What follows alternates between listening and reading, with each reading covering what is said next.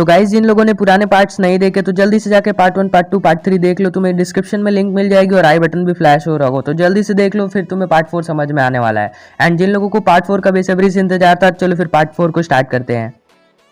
जैसा कि आपने पिछले पार्ट में देखा, एश केचम और रिची एक दूसरे से मिलकर काफ़ी ज़्यादा खुश हो जाते हैं क्योंकि वो पुराने दोस्त हुआ करते थे।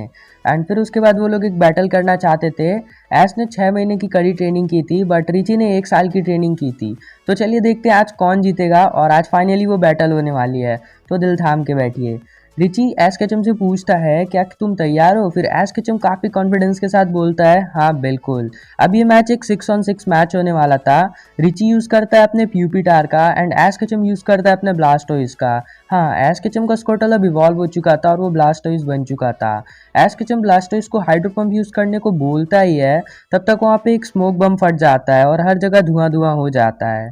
तब हमें एक डायलॉग सुनने को मिलता है, तो सुनना चाहोगे वो डायलॉग? तो सुन लो फिर।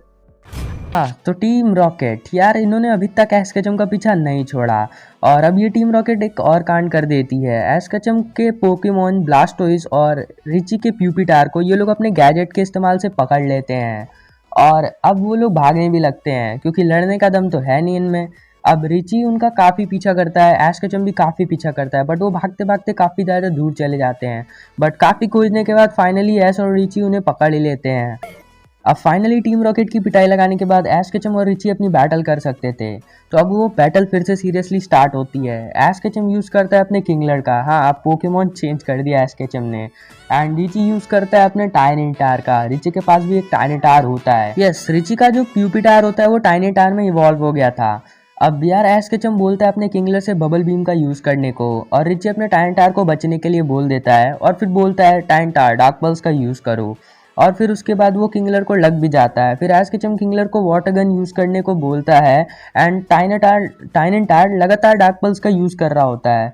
फिर क्या, एक बड़ा सा धमाका होता है और चारों तरफ धुआं होता है। फिर हमें देखने मिलता है कि दोनों ही पोकेमॉन फेंट हो गए थे। किंगलर का लगातार वाटर गन करना, या तुम कह सकते हो वाटर टाइप अटैक्स, और फिर उसके बाद जो डार्क पल्स का यूज़ कर रहा था टायनिटार, दोनों अटैक लड़ते हैं और बहुत बड़ा धमाका, एंड फिर क्या, दोनों पोकेमॉन फेंट मिलते हैं। अब एश केचम यूज़ करता है अपने ब्लास्टोइस का, हाँ स्कोटल तो अब इवॉल्व हो चुका था, एंड रिच यूज़ करता है अपने वैपरियन का। अब दोनों ही वाटर टाइप पोकेमॉन के बीच लड़ाई चालू हो जाती है। एश ब्लास्टोइस को हाइड्रो पंप यूज़ करने को बोलता है, और फिर रिची अपने वैपरियन को आइस बीम यूज़ करने को बोल देता है, जिससे ब्लास्टोइस का अटैक पूरा बेकार हो जाता है, क्योंकि यार जो हाइड्रो पंप होता है उस पर आइस बीम चल जाता है और वो आइस में कन्वर्ट हो जाता है, तो उस हाइड्रो पंप का कोई मतलब ही नहीं बनता। अब एश केचम ब्लास्टोइस को फिर से हाइड्रो पंप का यूज़ करने को बोलता है, एंड ये देख के रिची भी वैपरियन को हाइड्रो पंप यूज़ करने को बोलता है। अब दोनों पोकेमॉन लगातार हाइड्रो पंप का यूज़ किए जा रहे थे, और करते करते दोनों पोकेमॉन काफ़ी ज़्यादा थक जाते हैं, एंड थकने के बाद दोनों ही साथ में फेंट हो जाते हैं। तो तुम देख ही सकते हो यार कितने टक्कर की बैटल हुई थी इन दोनों पोकेमॉन के बीच में। अब दोनों ही ट्रेनर अपना अपना पोकेमॉन चेंज करते हैं, एंड एश केचम यूज़ करता है अपने पीकाचू का, एंड रिची यूज़ करता है अपने रोज का यानी टेलो का। एश केचम अपने पीकाचू को क्विक अटैक यूज करने को बोलता है, तभी रिची अपने टेलो को फ्लाई करने को बोल देता है। एश ये देख के काफी ज्यादा शॉक हो जाता है कि मतलब इतनी जल्दी कितना बढ़िया अटैक यूज किया था। अब एश केचम भी रिची को काफी ज्यादा शॉक करना चाहता था, इसलिए एश अपने पीकाचू को थंडरबोल्ट का यूज करने को बोलता है। तब रिची टेलो को बचने के लिए बोलता है, एंड तभी जब तक टेलो बचता है एश केचम क्विक अटैक का यूज करने को बोल देता है अपने पीकाचू को, जिसकी वजह से रिची एंड टेलो थोड़ा देर के लिए कंफ्यूज हो जाते हैं। एंड मौका देखते हैं एश केचम का पीकाचू एक आयरन टेल का यूज कर देता है, और फिर क्या, टेलो को लगती है बहुत जोर से और टेलो का काम भी तमाम हो जाता है। अब यार रिची यूज करता है अपने राइचू का, हाँ स्पार्की उसका राइचू में इवॉल्व हो चुका था। उसने अपने पीकाचू का नाम प्यार से स्पार्की रखा था, जो कि अब राइचू में इवॉल्व हो चुका है। तो अब हमें काफी शानदार बैटल देखने मिलने वाली है राइचू वर्सेस पीकाचू में। तो यार एश केचम को पता था कि जो उसका पीकाचू है वो राइचू के सामने ज़्यादा टिक नहीं पाएगा, मतलब उसके सामने टिकना काफ़ी ज़्यादा मुश्किल था। तो एश केचम उसे क्विक अटैक यूज़ करने को बोलता है, और फिर उसके बाद रिची अपने राइचू को बोलता है थंडर शॉक का यूज करने को, बट उसका थंडर शॉक हर बार मिस हो जाता है क्योंकि एश केचम का पीकाचू काफी ज्यादा फास्ट था और उसका क्विक अटैक तो भाई ऑसम है। और फिर मौका देखते ही एश केचम बाजी मार लेता है। एश केचम अपने पीकाचू को जी मूव करने को बोल देता है, और जब वो लोग जी मूव करते हैं उतने देर में यार फिर राइचू ज्यादा कुछ कर नहीं पाता है, और फिर क्या, जी मूव होता है, राइचू का काम तमाम हो जाता है। बट यार अभी मैच यहीं पे खत्म नहीं हुआ, राइचू तो फेंट हो जाता है, बट पीकाचू के पास भी बिल्कुल एनर्जी नहीं बचती। पीकाचू काफी ज्यादा थक जाता है क्योंकि उसने अभी जी मूव का यूज किया था, और इतना थकने की वजह से वो भी फेंट हो जाता है। मतलब ये राउंड भी ड्रॉ हो जाता है। अब रिची यूज करता है अपने हैप्पी यानी बटरफ्री का एंड एश केचम यूज करता है अपने बल्बासोर का। रिची तुरंत ही अपने बटरफ्री को स्लीप पाउडर यूज करने को बोल देता है और फिर बल्बासोर सो भी जाता है। मतलब एश केचम इतना फास्ट काम नहीं कर पाता है जिसकी वजह से बल्बासोर पे स्लीप पाउडर का इफेक्ट हो जाता है और हमारा बल्बासोर सो जाता है।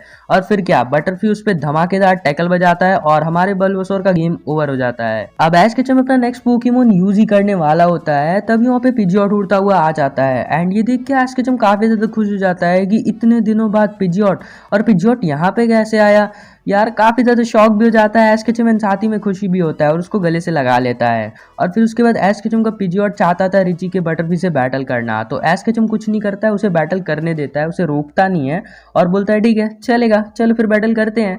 एंड फिर उसके बाद यार बटरफ्री फिर से यूज करती है स्लीप पाउडर का, बट इस बार तुम्हें तो पता ही है एश केचम जान चुका था सब कुछ, तो इस बार एश केचम ने पिजियोटो को गस्ट अटैक करने को बोलता है जिससे जो उसका स्लीप पाउडर होता है ना वो उसी पे चला जाए। बट बटरफ्री काफी ज्यादा फास्ट होती है जिस वजह से वो बच जाती है। फिर उसके बाद दोनों ही पोकेमोन काफी देर तक लड़ाई करते हैं, दोनों ही गस्ट अटैक का यूज करते हैं और करते करते दोनों पोकेमोन थक जाते हैं एंड दोनों ही पोकेमोन फेंट हो जाते हैं। अब दोनों ही ट्रेनर्स के पास उनका लास्ट पोकेमोन बचा हुआ होता है। एश केचम यूज करता है अपने चार्जार्ड का एंड रिची यूज करता है अपने जिप्पो का जो कि अब चार्जार्ड बन चुका था। पहले वो एक चारमेंडर था, वो इवॉल्व होकर चार्जार्ड बन चुका था।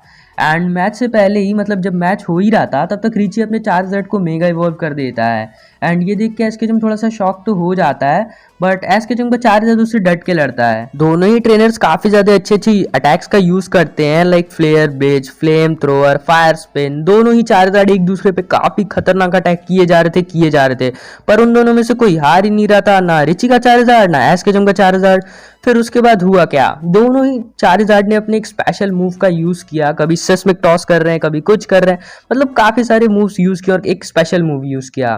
फिर एक काफी बड़ा धमाका होता है चारों तरफ और धमाका हटने के बाद हमें पता चलता है कि एश केचम का जो चार्जार्ड है, हाँ भाई हार गया बेचारा। एंड जो रिची का चार्जार्ड होता है वो तो जीत जाता है एंड रिची काफी ज्यादा खुश हो जाता है जीतने के बाद। और फिर उसके बाद एश केचम से वो हाथ मिलाता है और फिर चला जाता है। ये देखने के बाद एश केचम, मतलब जब देखता है कि मैं हार गया, एश केचम काफी ज्यादा सैड हो जाता है बट वो हिम्मत नहीं हारता है और एश केचम निकल पड़ता है अपने फर्स्ट जिम की तरफ ताकि वो जल्दी से जल्दी एक बैच जीत सके और बाकी सारे जिम में भी बैटल करे और फाइनली पोकेमोन मास्टर चैंपियनशिप में हिस्सा ले सके। तो अब एश केचम अपना फर्स्ट जिम बैटल कैसे लड़ेगा और क्या होगा, अगर वो सब तुम लोग जानना चाहते हो तो या ये एपिसोड तो यही तक था, टू बी कंटिन्यूड। एंड अगर वो सारी चीजें तुम लोग जानना चाहते हो तो इस वीडियो पे 300 लाइक्स कराओ, पार्ट 5 जल्दी से जल्दी आ जाएगा। एंड हाँ, इस वीडियो के कमेंट सेक्शन में स्पैम कर दो पार्ट 5। जितना ज्यादा स्पैम करोगे मुझे उतना ज्यादा मोटिवेशन मिलेगा वीडियोस बनाने के लिए। मिलते हैं किसी और न्यू वीडियो में, अंटिल देन पीस आउट।